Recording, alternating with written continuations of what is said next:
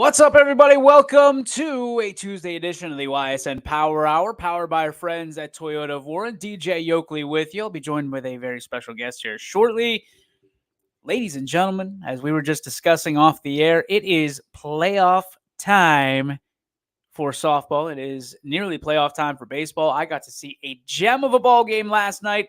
Austintown Fitch and Ursuline, Bobsine Park, Field 1.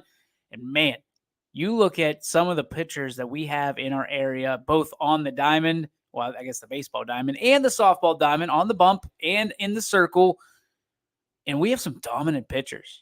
I mean, last night to see, I think it was Ursuline's maybe number 2 or 3, Frasco being the number 1, pitching, holding Fitch to 3 runs. And that's an offense in Austintown Fitch for their baseball team right now that is peppering the baseball. They are hitting the baseball as that mercury continues to rise. They continue to rise with those expectations of Austintown Fitch baseball, which we all know are lofty. Like, if they're not winning state championships, the job hasn't been fulfilled. So got to see that one last night, a 3-1 victory for Austintown Fitch. When you talk about Fitch baseball this year, John Darnley is a name that you have got to have at the top of your list. This guy is turned into their ace with the injuries and some of the concerns with Mason Petridis, and who was kind of slated to be the number 1 for Fitch all year.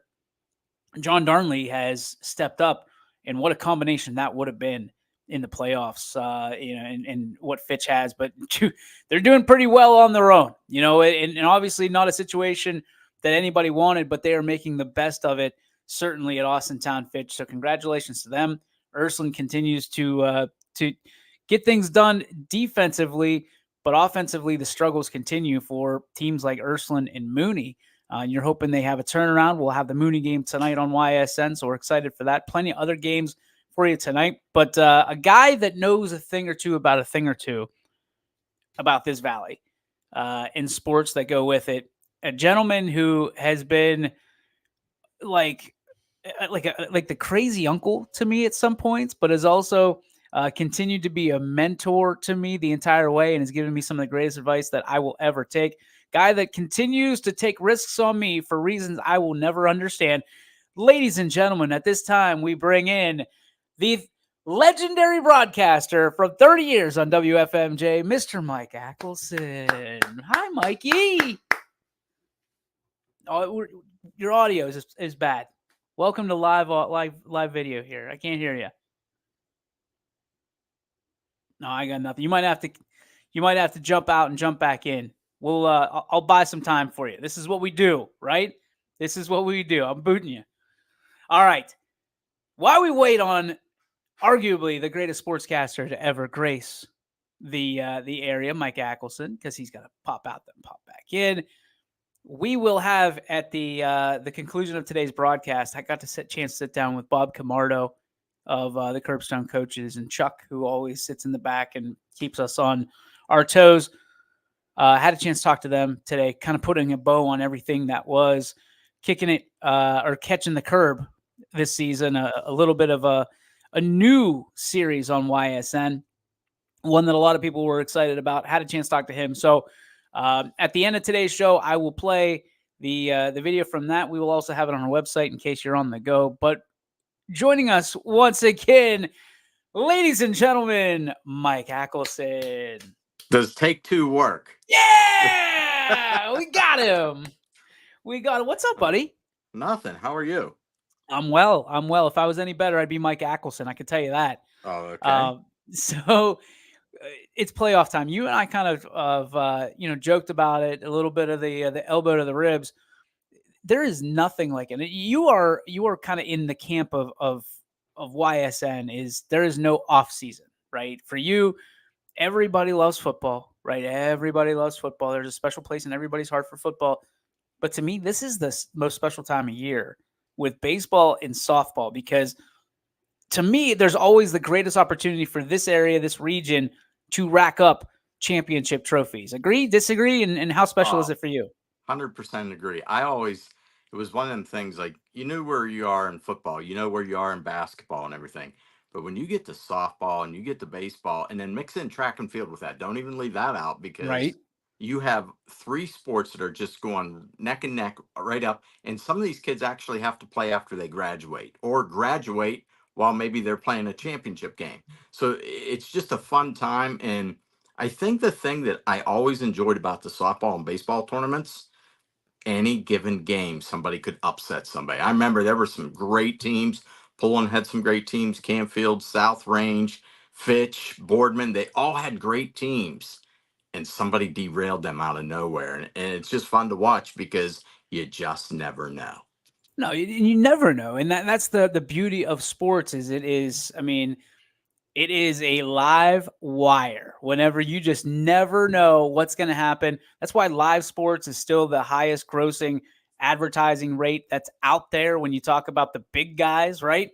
Not Oh, yeah. necessarily YSN, but when you're talking about live sports, it's the easiest thing to sell because people are always watching, no matter what time of day or night.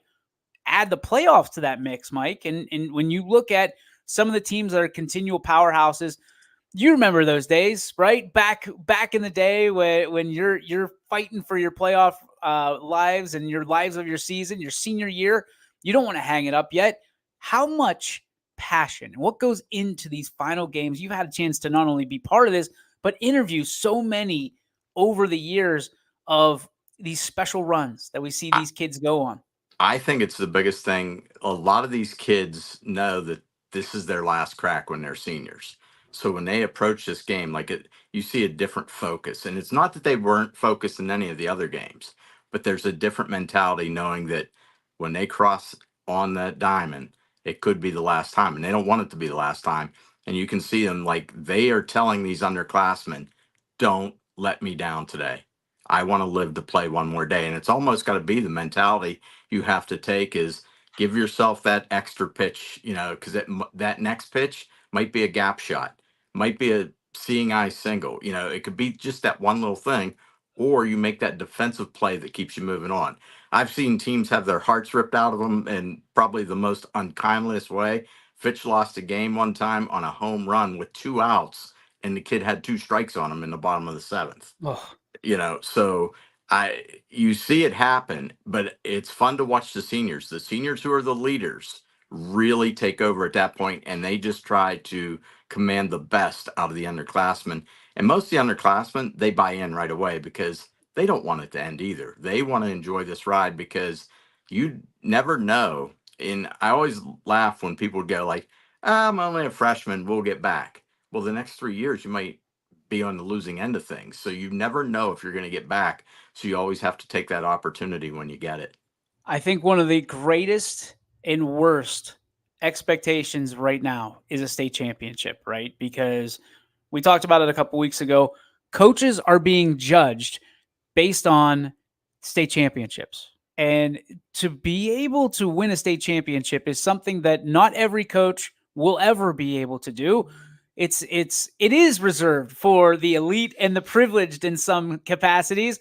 And with that tiny line, I've got to give you a little bit of a surprise because, Mike, at this time, we are being joined by my co pilot, always, one of the legends that has become here on YSN. Ladies and gentlemen, it is time. Coach Andy, Oh, hey! yeah.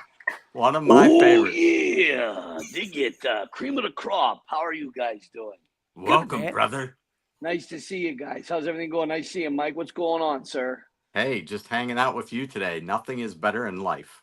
Oh man, USA. Nice to see you guys. What's new? Anything? Oh, I'm just listening. I'm listening to having a show. the elite and privilege comment. I like that one. I figured that would perk your ears up a little bit. I mean, I like that one. Andy, you and I have talked about this. I mean, where do you stand on, everybody, we talk about baseball, softball, football, track, all of these, probably less in the way of track. I think there's a little bit of leeway in track and field for the coaches and expectations for state championships.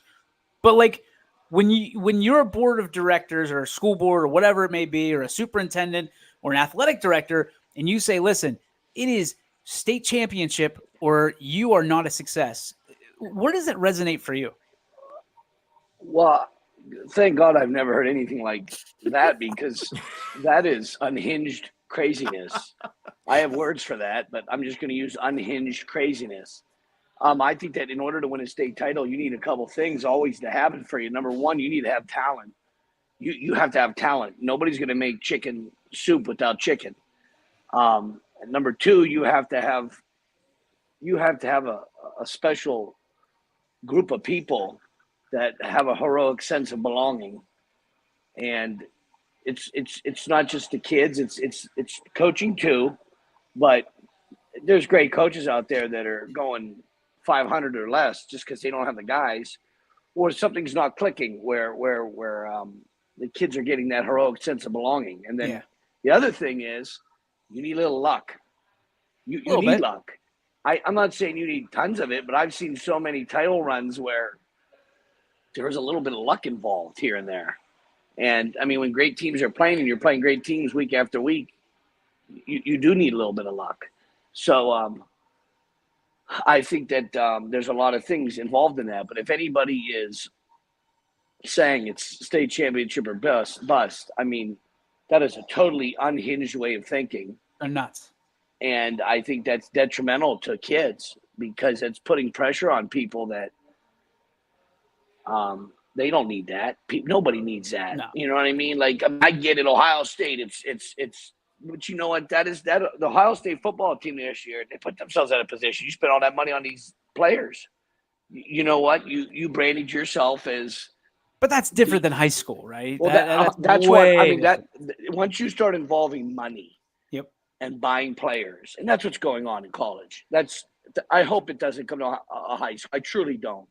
But if because high school is still the last vestige of innocence when it comes to playing for your friends, for your family, for your community, for your school, for your country. I just think that that's the last vestige of innocence.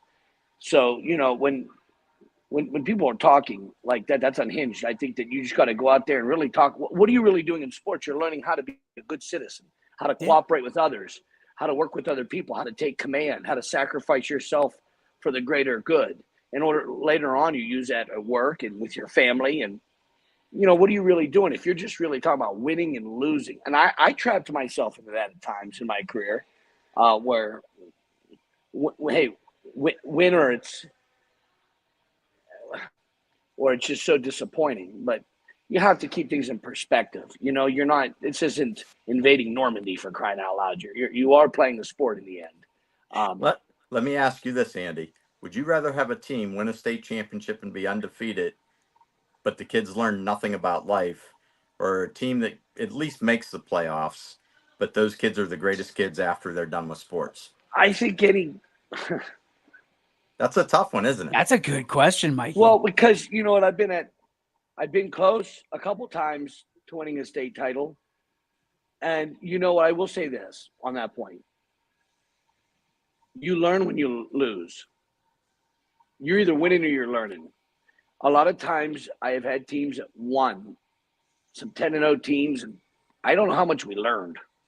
And I'm not trying to say that you learn as the season goes on about things, but the pressure was put on in practice with the coaches and with their fellow teammates. But when you lose, that's when you learn a lot about yourself, about your team, about your friends, about how people handle pressure, about how they handle adversity. You know, when the room's divided, how do people act when the room's divided? Because you don't see the room when you're winning all the time. Everybody's a leader. Everybody's a leader. You know, everybody is great. The world's great. The country's great. The school's great. You know, but when you lose, that's when the room's divided and you learn a lot about people. So, you know what? Who are your real leaders? Who are the guys that you really want in the foxhole when things are down? I learned a lot from losing, just in life in general. But have you ever had a losing season? Yeah, this year was the first one we ever had. 4-6?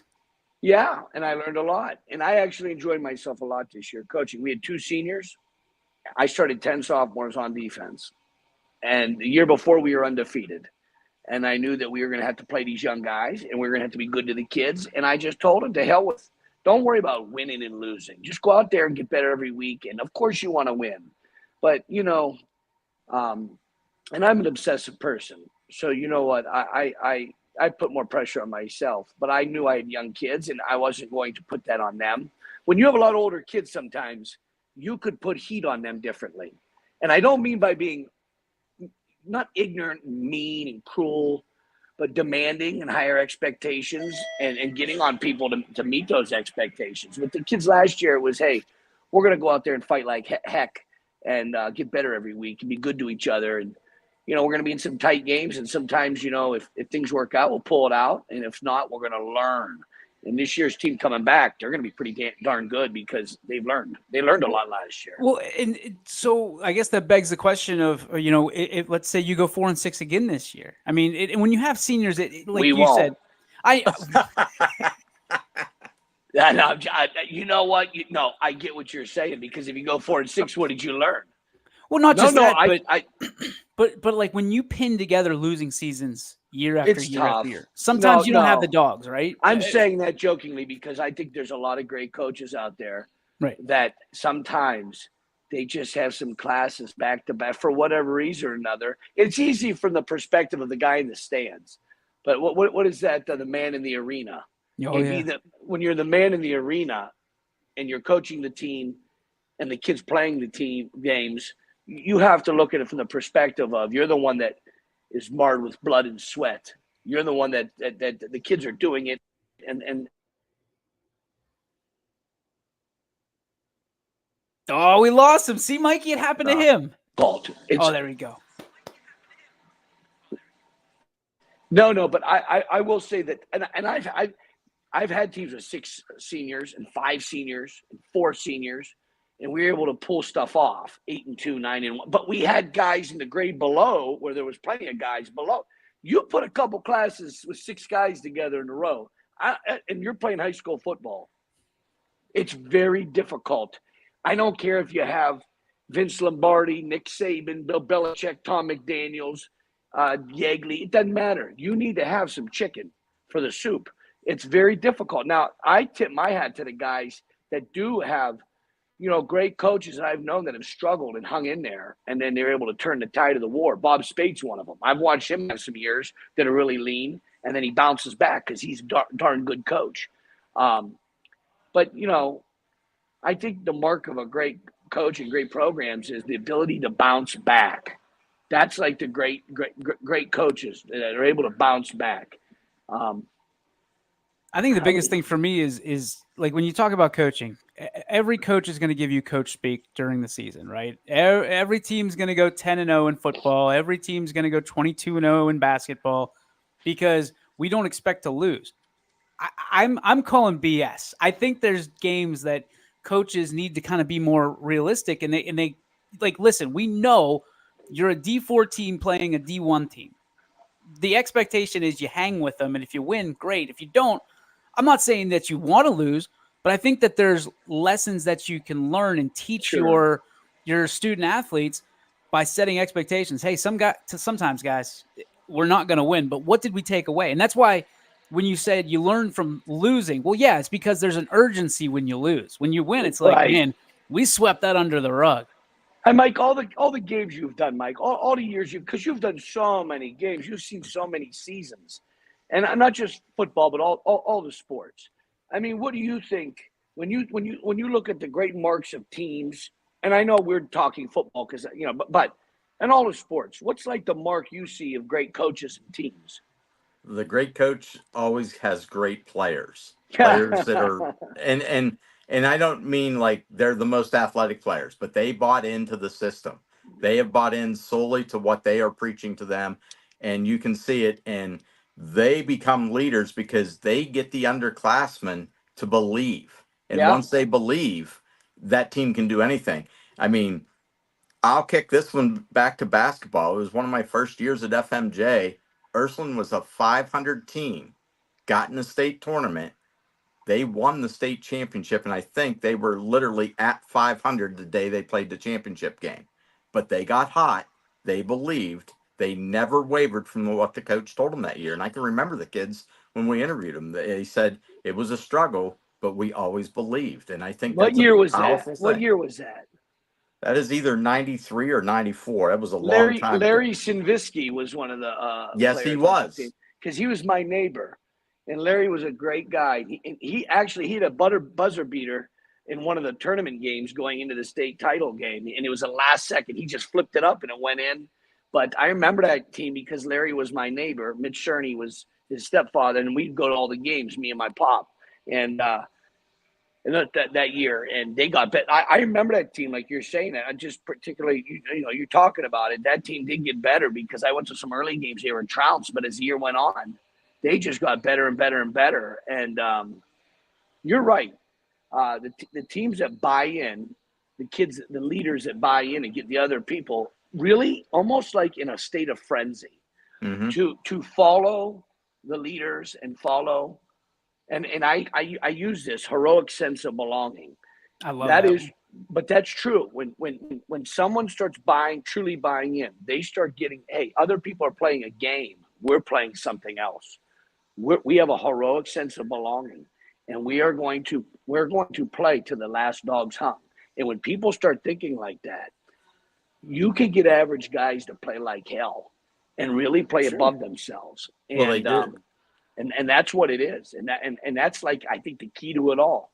It's Is almost that kind like of the same thing as when there's, and I hate using this one, but it's one that everybody else uses, when there's a car on top of a child and a mom can lift a Toyota up. The adrenaline. Yeah. That's what you're building up in these kids is you got them all in a frenzy, worked up. You're gonna hulk up and lift up the car. You know what I mean? Hey, but you know what? It really is something, sports and the impact it has on our society and how it relates to so many things. And I know, I'm still slack-jawed about that MAC conference out west with Marion Local and Coldwater and Versailles and Minster, because those places are separated. It's like town, 20 miles, town. And I've studied the maps. I've studied 20 miles town, 20 miles town. But they're always in the state title games. They're always relevant. And I think a big thing is, talking about team building, they go home to majority 2-parent homes. They go to church on Sunday. It's not about being right or wrong. This is the characteristic because I looked at those places. Yeah. They all have a brewery in town. I'm not making this up. They all have their own town brewery. They're all very. We can fix that part. You can probably go to brewery every time. I don't know if that's the answer, but we can fix that one real quick. But there's a sense of togetherness. There's a sense of it's us versus everybody else. It means more to those small towns. It means more because there's not a lot to do. So what are we going to do? We're going to go to the ball field and we're going to support the ball team.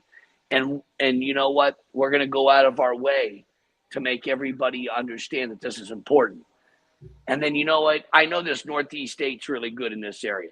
Girard and Poland and Hubbard and South Range. And how would they look if they had to play? If you had to put any of those teams in that MAC conference, any of those teams. And I know South Range's success is really like, okay, they could do it possibly. But how many of those teams could possibly go in that MAC conference? The lower teams they'd probably do well against. It's a tough ride. I mean, either way you slice it up, it's a tough ride. If you told me you had Coldwater, Minster, Versailles, St. Henry, and Marion Local back to back to back to back, that's like, hey, how would Fitch do against that? I'm not being funny. How would Harding do against that? Because we would say, well, they have so many more kids. Well, do they? Would they? Would they just kick their butts? Because I'm willing to bet this. If Marion Local beat anybody in the state, I do this. I believe it. I believe it. Because that guy, that's all they do out there. And when you look at their kids, they're like all 6'2", 210-pound Germans. Yeah. They're all like, they're that perfect weight in high school sports and football, 180 to 220. They're all 180 to 220.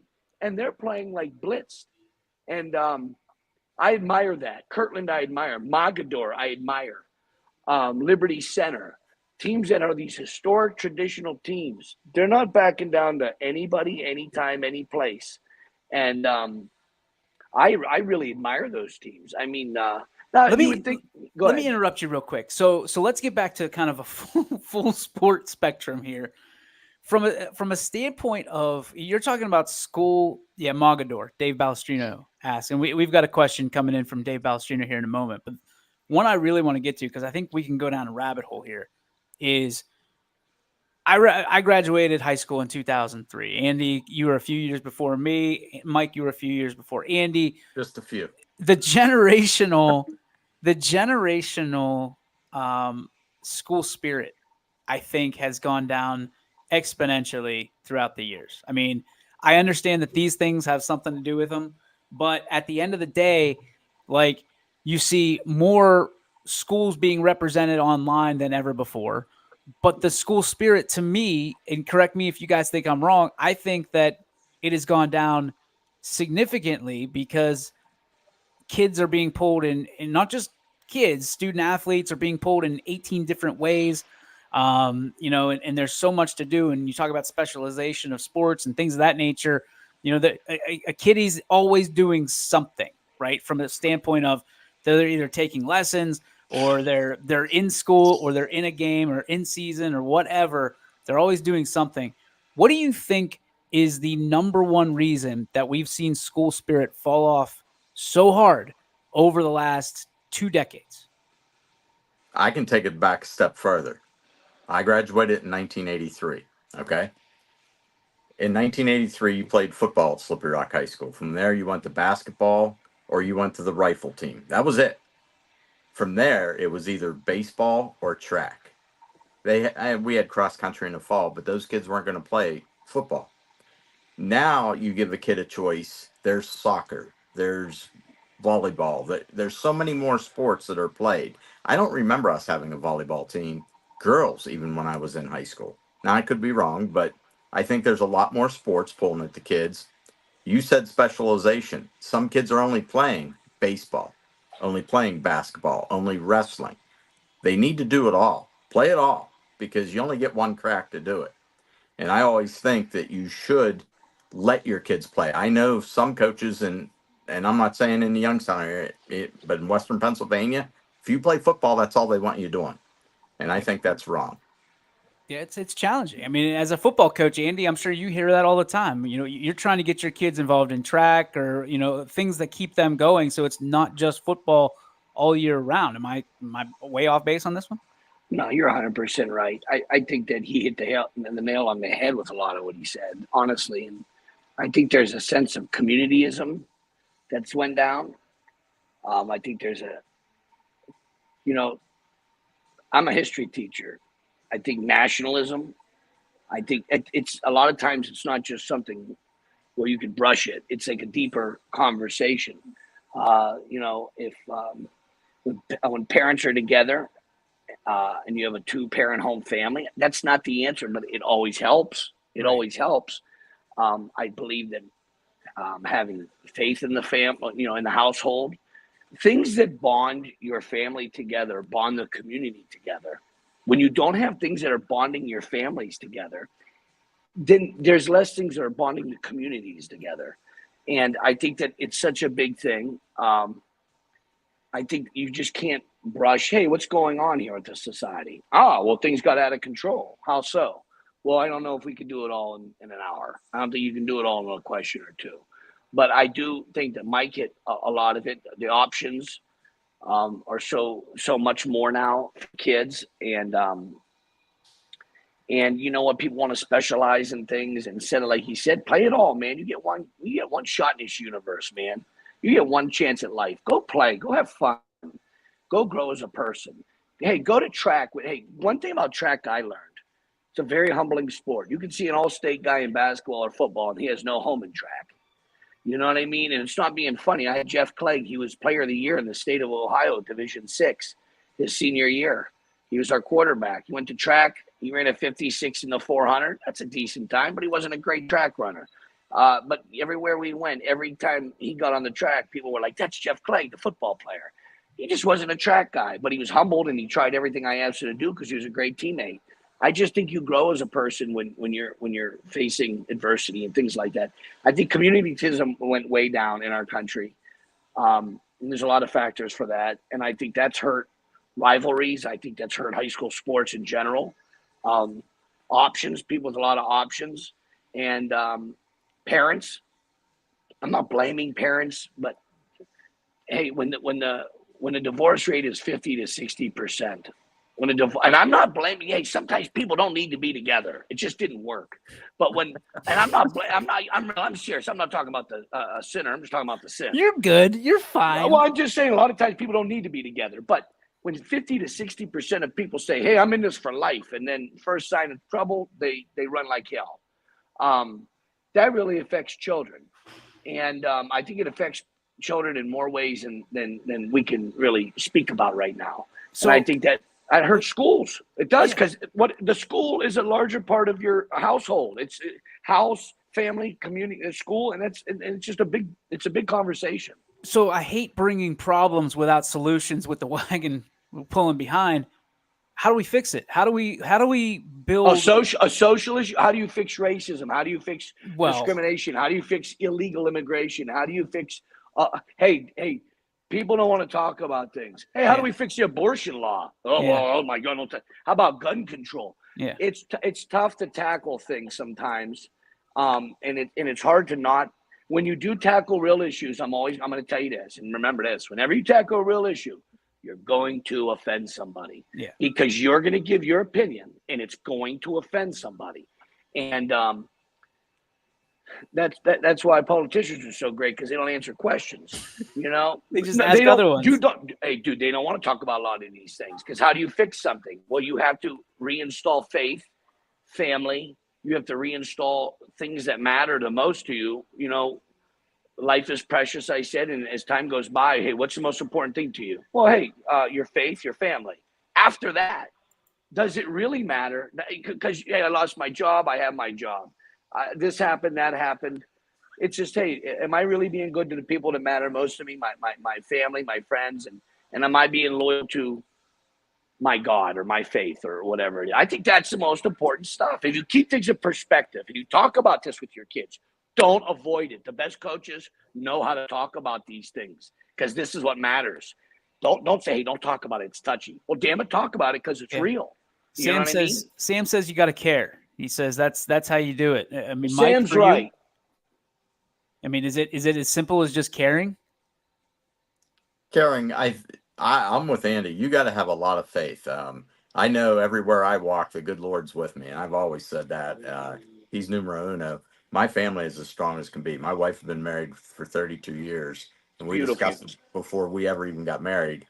This wasn't one fight and we call it quits. No, it wasn't going to work that way. We're in it for good, and we've always been that way. And she's my rock, and I hope I'm her rock. She might want to throw a rock at me some days, but it's just the way it goes. And we raised all three of our kids that way. And I'll tell you what, there's times I sit back as a dad and I look at my three kids and I'm like, I did all right.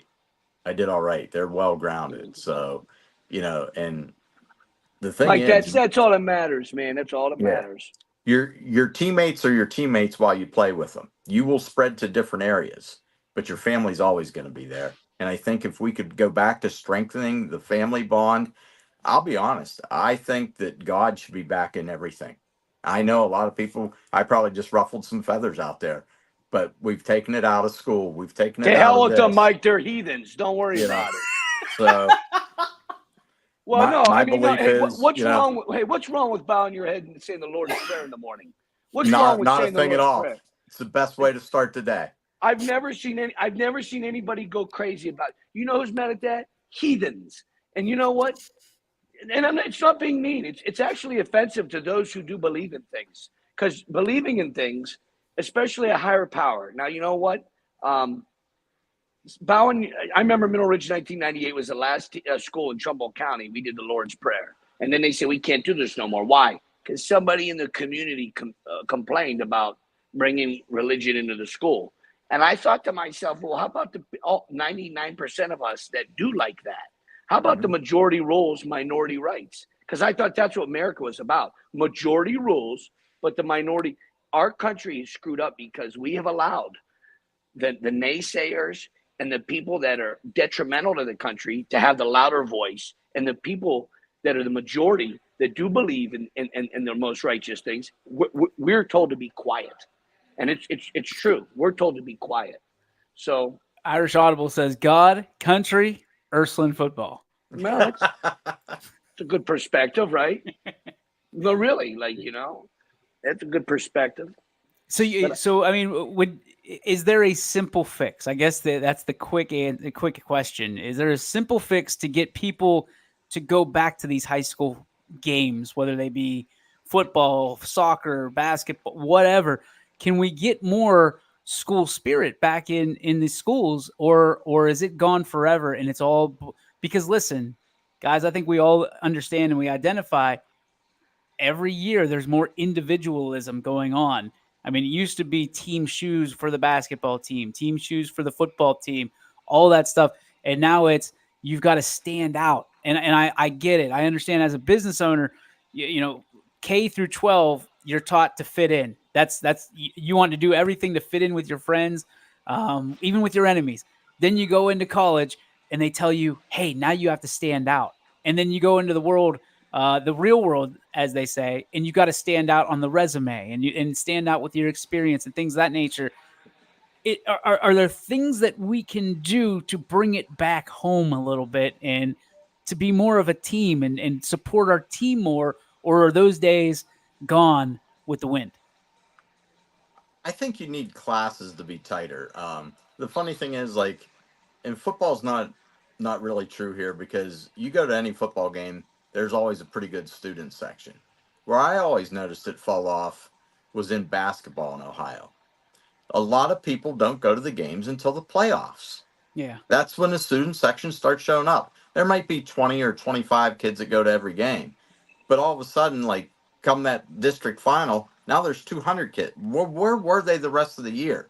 When I went to high school, man, we were at every football game. We were at every basketball game. We went to the softball games. We went to track if we weren't playing baseball. And when I was playing baseball, the kids were at all the baseball games. Like, it didn't matter. Win or lose, you got to have a class that just gets real tight.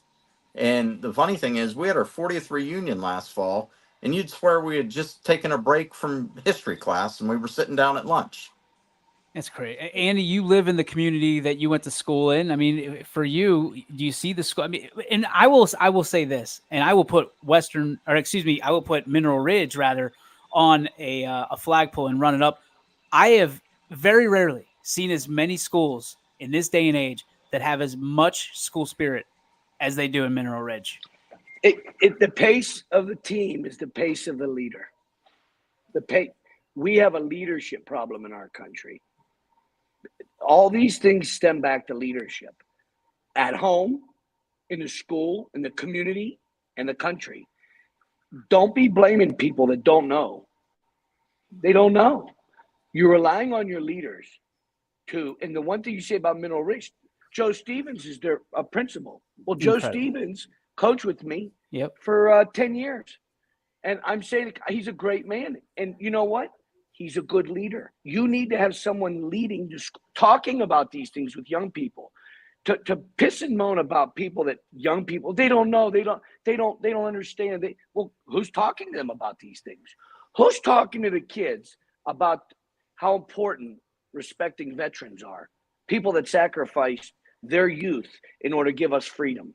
If someone's not talking about it with them, then you know what? They don't know. You just don't know what you don't know. So the pace of the team is the pace of the leader. If the leader is going to talk about things and highlight things that are important, then people will follow. But if they're going to talk, piss and moan and blame kids and blame this, and we can't pass a levy because of that, or everybody's blaming somebody, then you know what? You're part of the problem. You're not a part of the solution. We need leaders in our country. We need leaders in our country now, and more than ever.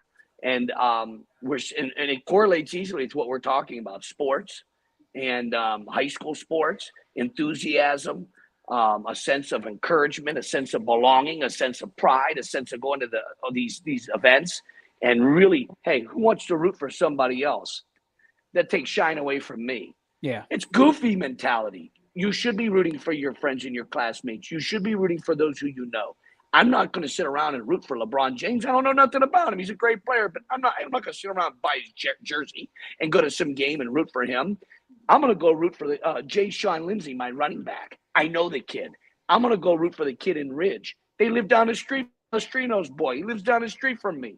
What the heck? I'm going to go root for him. It's perspective and how you look at things. Mike, you make great points, man, because you think of questions and you think about how to answer things, and you brought up a lot of good things. I really do think that it's leadership. It all starts with leaders, and the pace of the team is the pace of the leader. If your leader stinks, your team's going to stink. If the leaders stink, the school's going to stink. If the leaders stink, the country's going to stink. And that's just how I feel, man. And you know what? I feel that way about it like a faith. I feel about it like faith. And you can feel, I mean, the passion exudes. It just bleeds through the screen. Well, when you feel about something, and that's like the real problem of our country. It truly is. That's like the real problem with our country. We're afraid to say, I believe in Christ, or I believe in freedom. I believe in majority rules, minority rights. I know this, and I can easily say this. There's boys and girls. There's boys and girls, and that's what there are. Now, you better respect everybody. It doesn't matter. It doesn't matter. Someone wants to feel a certain way or they identify themselves. I'm gonna respect them no matter what. But there's boys and girls. And Let's get to boys should be playing girls' sports, and because that's crazy. Just the thought of that. How would you like to have a daughter competing against some boy her same age, and then that's how he feels. Well, that's really hard on. I tell her she better beat him. That's all. That's all that goes. You better win. You better win. Or you're not Here's coming home sleeping here. Dave Palestrino brings up a really interesting question that I think I'd love to get you guys' take on. How important is it for high school coaches to be involved in the youth organizations in your community? And does it help in the world of open enrollment? Is the second part of that question. Andy, we'll lean on you for this one too. I think that the pace of the team is the pace of the leader. You should be involved with that. I just think you should be involved with that. How much? You don't want to be overbearing. You're coaching your own team, but you should be down there talking to the coaches about what you want. Hey, I expect you guys the most important things. Teach these kids to be good teammates. Teach them to respect the coaches and each other, and teach them to love the game. That's what you should be teaching. You don't need to be talking to me about out and ups and wheel routes and bombs. That's fine if you can do that. Why don't you teach them how to block and tackle and love one another, and then take command. And then, you know what? Don't feel bad if you build a program that people in the surrounding area want to be a part of. Yep. That's not openly recruiting. Openly recruiting is something else. If you build a program that people are proud of, I never went out and recruited one kid at Western Reserve. We had 104 boys in the school and 60 played football. We had some open enrollment kids, but I wasn't going out calling anybody. I don't know how you attract anybody to the cornfield. I know this. Some people wanted to come because they correlated their values, just like South Range does. They correlate their values with what you're doing, and they say, I want to be a part of that. That's special. I want to be a part of that. And that's how I feel you approach that. I hope I'm not being offensive to anybody, because I'm not trying to be offensive. But again, when you give an opinion, you're going to tick somebody off. You know what I mean? You're gonna we'll play the bumper. No, hopefully nobody sues us. Because I can sue you. That's so weak. That's so Mikey, how about you? I mean, how do you feel about that? Do you think it's important for these coaches at the younger levels to be part of the varsity programs and vice versa? They do. I always thought it was big. If a coach goes down to his feeder system, and that can be his midget football team, that can be his grade school basketball team, that can be his baseball team that he's going to see in 3 years. If they implement a system, and as Andy said earlier, you look at those teams, out in the western part of the state, every one of those kids breathes, eats, and sleeps everything. I've looked at South Range recently. Every kid was coming through a system that fed into that. You're going to be a Raider someday. Mm-hmm. And there was pride to get there. My sons, when they played hockey, it was all about getting a gritty shirt. Gritty was a slogan that they had. And when you got that gritty shirt, you knew you made it, but now you had to earn your keep to keep it. And if a coach goes down and lets the younger coaches up and learn, and they can feed into that, it only strengthens it. You can tell the schools that don't have them. You honestly can. You can see them coming from a mile away, because we're okay. And honestly, the schools that do recruit, because they have to. Yeah. Sometimes that mixture, while it looks great on paper that they're going to win it all, they never bond. That bond's already made by these kids down in fifth, sixth, seventh, eighth grade. And when they hit that high school level, if they've got three or four studs that are great leaders, the rest of the kids just follow. It's easy. It's symptomatic. You can see it. I love it. That's great. I don't know if you guys know this, what today is here on May 7th.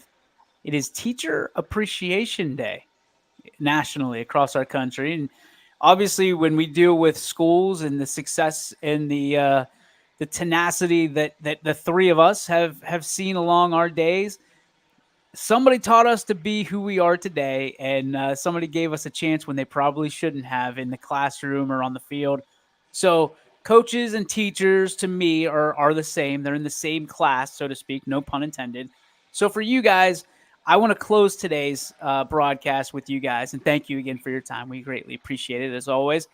Who for you were some of the most influential teachers or coaches growing up in the classroom? Because for those who don't know, I think you're both married to teachers.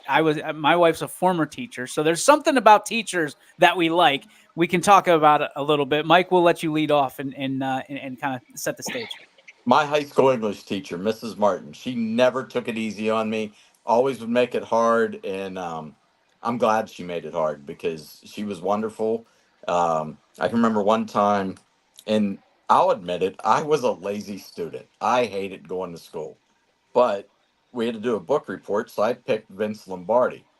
She knew I was going to pick sports because that's all I ever cared about. Well, there was a movie on. I watched that movie and I took my notes, and she made me come in and do that, and she gave me an A, and she looked at me later and says, "Did you even read the book?" I says, "Nope." She goes, "How did you know all that stuff?" And I says, "I watched a movie." And that's when Cliff Notes were first coming out. I bought the Oh, Cliff Note book on it. That's all I did. And she says, "Well, you're honest." She says, "So now you get another book report." oh no. But hey, Oh, that's great. she taught me some good lessons. She's very good. So there's That's one great. teacher. Andy, how about you? Who was the influencer for you? You know what? I was blessed at Middle Ridge to have a lot of good, wonderful people that were teachers. My mom and dad were the best. They both taught special education for over 35 years. Um, so I was around teachers my whole life. Lou Lowry was my head football coach in high school. He's a great person, good to all of us kids. Ron Toth was a great guy. He's a head track coach at Middle Ridge. I think he's been there for 30 years, maybe 25, 30 years. Tremendous to kids. Ron was really good to all of us. He was a Christian man, and he never hit it in school. Very moralistic guy, and he was a real hero of mine because he didn't hide who he was. He was a Christian man, and he taught from the Christian perspective. And he wore his heart on his sleeve. And today it's kind of like you better not mention some of those things. But he still talks about it. Everybody knows in Middle Ridge, To's a Christian guy. So watch what you say around him. And I always thought the world of him because of that. For me, it was. I mean, I can pinpoint it, kind of where, and I guess in life, there's these moments along the way where you can identify where things kind of turned, right? Good, bad, and different. For this, it was good. I was a terrible student. Was always a terrible student. I just didn't care. Hated doing homework. I'd rather go out and play. Baseball, whatever. We're out there. And in seventh grade, there were two teachers. Now, I've done parent teacher conferences before, had my mom or my dad go out to these parent teacher conferences. Well, these two teachers teamed up and they had one parent teacher conference for yours truly. My mom went in, and usually she'll give that teacher the riot act, and I skate through the rest of the year. This was the first 9 weeks. I remember distinctly on my house out in Negley. We hadn't even moved into town necessarily yet. My mom comes home. She pulls in the driveway. I'm like, yes, all right. I'm cashing in. The rest of the year, I am the golden boy. She came in and just lit me up like a Christmas tree. Wendy Boyles, who was my seventh grade English teacher, and her name now, Allison Glass, who Wendy Boyles is retired, and Allison Glass is now a principal at Summit Academy in Warren, identified that I was who I was. I wouldn't raise my hand. I wouldn't do my homework. I wouldn't give a whole lot of effort. Moving forward, there was an agreement between my mother, rest her soul. There was an agreement between both of those teachers that I would sit in the front of the classroom. If nobody raised their hand, I would be chosen immediately. So I better do the work, or else I was going to be embarrassed in front of every single one of those people. It took my work ethic, guys, to another level because I had to do the work at that point. I was then one of the best students in the class because I had to actually work and do it. But it changed my life on so many different levels because I felt like someone had my back, right? Somebody had my best interest, even when I didn't know that I had, I didn't have my best interest in mind at all. I don't know where I would have ended up, probably in a dumpster somewhere if it wasn't for the three of those women in that classroom. But I can tell you that it changed my life forever, and I owe them everything. That is awesome. It's a great story, man. Teachers are so incredible, guys. I mean, so incredible. We know it because we married them, right? At the end of the day, we know that there's something special about teachers, and they don't get appreciated necessarily as much as they used to because we think that we know everything ourselves because we can go on ChatGPT and we can, type in one thing and it prints out, whatever it may be, a book report. Mike, if you had ChatGPT back in the day, you probably would have skated on right by. But at the end of the day, these teachers are giving to people. And in a lot of cases, Andy, you know this better than most, these teachers, these coaches have to play the role as parents because sometimes parents don't do their job the way they're supposed to. And I think we all owe a debt of gratitude to teachers, to coaches on a day that there's 364 more of these bad boys, but we should be praising them and thanking them and be grateful for them at every step of the way. Because if we didn't have those leaders, to your point, Andy, and to your point, Mike, if we didn't have those leaders, we would not be where we are, who we are today in this country. So Lost thank nation. you, teachers. Thank you, teachers. Guys, thank you for your time today. Greatly, greatly, greatly appreciate it. What a surprise, Andy, for you to jump on. Anytime I get a text from Andy says, "Hey, you want me on?" Yes. Here's the link. And then to be on with Mike. Mike, we're so grateful for you. Anytime we have you on, it's an absolute treasure. So thank you for blessing us with your presence today. Oh, I thoroughly enjoyed it and can't beat it with you and Coach Hake. Perfect there. Maybe we should make a show out of this. Oh, I'm in. DJ, I love you. Mike, you're an American legend. You're a Valley legend. We love our country. God bless you. And as always, gentlemen, America first. America. There goes the macho man. Mike, thanks again. We appreciate you. We're going to get to the final episode of the season for Catching the Curb with Bob Camardo. We will have Scotty Mincher on the show tomorrow, 3:00 right here on YSN. A full slate of games tonight on the network. Head on over ysnlive.com/live for all of those links. You can get to all the games. And, of course, check up on the scoreboard throughout the night. We'll have you covered from pillar to post. Here is Catching the Curb with Bob Camardo. Welcome in, ladies and gentlemen. It is Catching the Curb time, and we have reached the finale of the inaugural season of Catching the Curb with Bob Camardo. And Bob, the reason it is the finale is because yesterday, the entire parade, the culmination of everything, this past Sunday, I should say, it feels like yesterday. What a great show that you guys put on. 12 new inductees into the Hall of Fame, each one of them deservedly so for so many different reasons. And the Gene Steratore show, because I think he deserves his own show at this point. I just couldn't be happier for the Valley that went on. The 55th annual rendition of the Curbstone Coaches Hall of Fame induction, and it was absolutely flawless. So, my friend, kudos to you and the entire team on what you did, and congratulations. Well, thank you. The first person that needs thanked is Tom Miller. He's our banquet chairman, and I don't know if you remember, Lorica said at the banquet Sunday night, he says, "Thank God this is over. I don't have to get any more texts from Tom Miller," because he really, really goes all out with this banquet, and he deserves his own round of applause for that. But yeah, we're very, very pleased with the banquet. We had, 420 people there, 12 inductees. Gene Steratore, until Sunday when Steratore talked, I thought the only person that could talk that long and that well without any notes was Jim Tressel, but Steratore was right there. Awesome. He did a great job. He really did. No, it was a great show from beginning to end, and everybody was timely. The 2 minutes were exceeded a few times. Sometimes people gave their time back, but there were some good one-liners. Cheryl Weaver, I think, had the best one-liner of the night. If you weren't there, sorry you missed it. Tickets are available for next year, the 56th annual, because I'm sure there will be some as well. But for you, when you sit down and you can actually, and I want to say this kind of vividly, can you relax? Like, do you get to actually enjoy what is happening on stage whenever you finally get to kind of, I don't know, enjoy your work, so to speak? Yeah, I mentioned to you off air. When I got home that night, my wife says, "Well, how'd it go?" I go, "You know what? I just want to go to bed. I was really tired.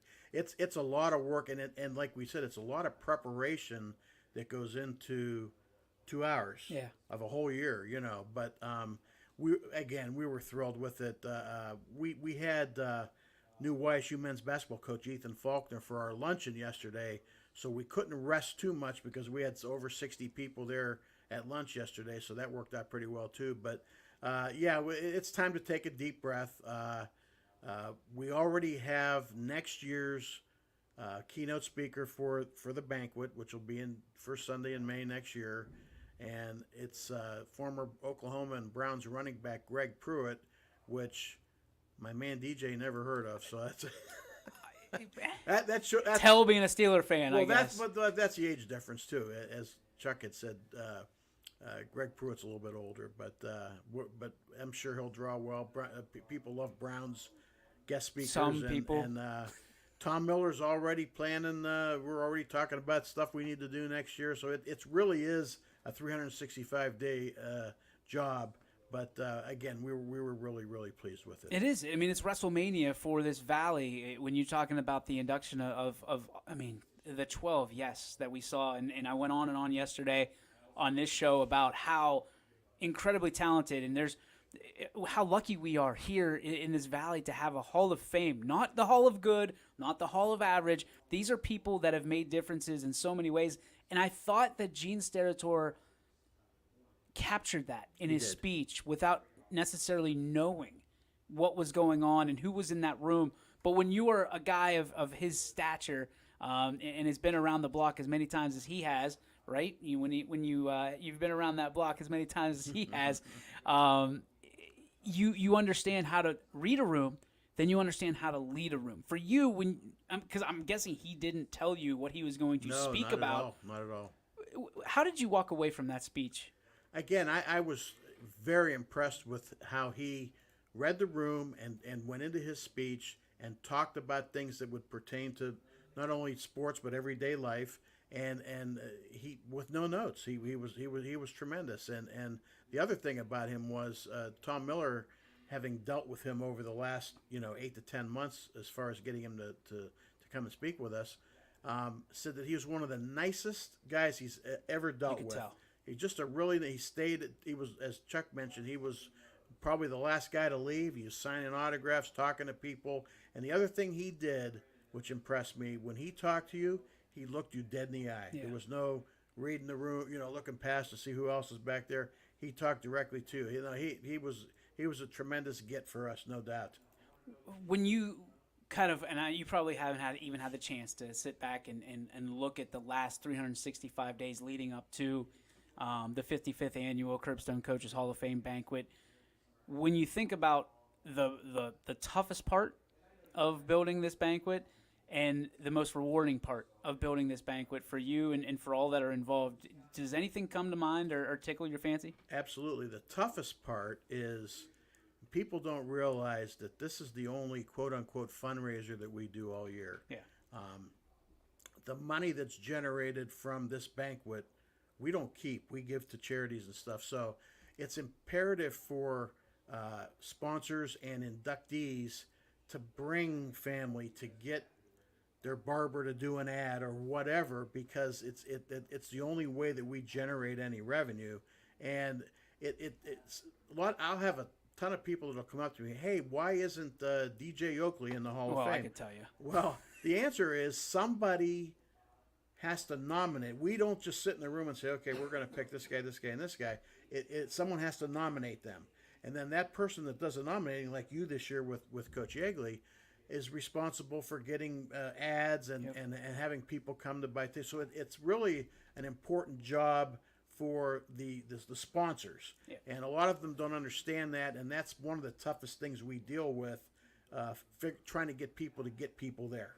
And we talk about money being the toughest and most challenging part, the most rewarding part for you. I mean, when you sit back and you go, man, I really like this part of leading up or the actual event itself. The whole event itself, when we did a special presentation for our sponsor Ed Reese, and the look of surprise on his face, and then there was looking at the 12 inductees and how happy they were and their families and the whole 9 yards. I mean, it just the way they appreciated being inducted into the Hall of Fame, and everybody riveted to Gene Steratore speech. There's a whole myriad of things that make it. At the end of the night, you're like, wow, we really did a good job. It was one of the better ones we've had, and like I said, we're very pleased. You guys hit it on the screws. There's no doubt about that. The one guy that I guess the family, I mean, nobody does it alone, like we talked about with Gene. The one guy that we owe a lot to, Ed Reese, what he's been able to bring financially with his support and just his blessing and being a part of it. I mean, sometimes somebody will cut a check and they'll just say, hey, here it is, and they'll go do what they do, write it off, whatever. Ed was there. You could tell he didn't want to get up and be acknowledged, but for him to not blink and for this thing to go off as swimmingly as it always does, the support that he has for this particular event and everything that goes into it, and this organization even. Talk about that, what it means to you. Well, we kept it a secret for a whole year that we were doing this presentation to him, and if he'd had known, he probably wouldn't have showed up, because he's not a guy that likes to toot his own horn, or he doesn't like all the attention. Because I know when he was coming up to get the plaque, after I read his name, I mouthed to him with the mic, do you want to talk? And he's like, no, I don't want to say anything. Yeah. Just give me the plaque and we get the hell out of here. Yeah.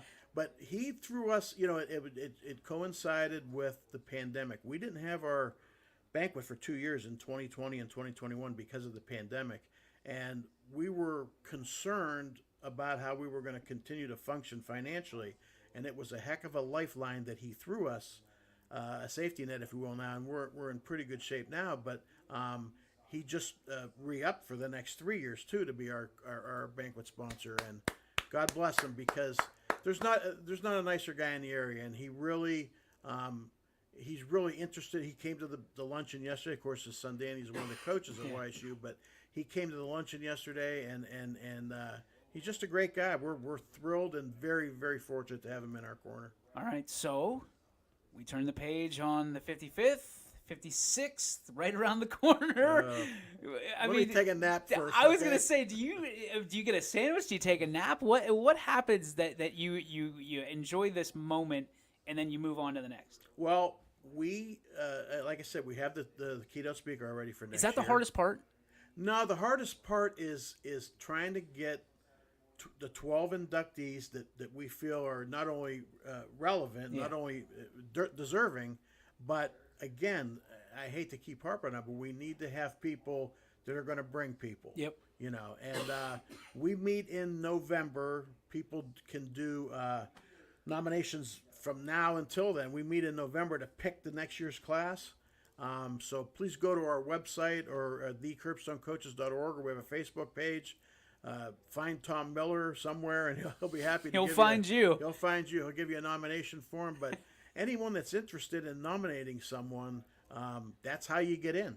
And we've already started talking about things we're going to tweak for next year and what have you. And like I said, it is a 365-day job, but it only takes 2 hours that night. And it's something that we look forward. I'm looking forward to next year now. I really am. I think the one thing that we talked about in the very early stages of catching the curb is people that can be inducted into the Hall of Fame. And I think that there's, especially after you go to one of those, you sit there and you go, you know who should be in here? I mean, everybody leaves with, you know who should be in here. So for just some basic bullet points, I know I'm putting you on the spot here, Bob, but just some basic bullet points of, if you're thinking someone should be, what are some of the parameters that you're looking for with a Hall of Famer? Well, I got a text yesterday from somebody that said, hey, I want to nominate so-and-so, and how do I do that? And we don't look at the accomplishments of people until we actually meet in November to pick the class. Right. But if you think, like you thought Dan Yeagley should be in, and obviously rightfully so, so you nominate him, and then Greg Goulas, our publicist, he gathers all the information, takes all these notes, and then we get in the meeting in November, and we go, okay, here's the list of potential candidates. We have to pick 12. But somebody has to nominate them, as you did with That's Dan. the biggest part. That's easily, easily the biggest part. And as Chuck has so willingly done throughout our entire Catching the Curb series, writes down notes and passes them along like our producer in the background, which we love. When I was a school teacher, we should have made them kids go out in the hall.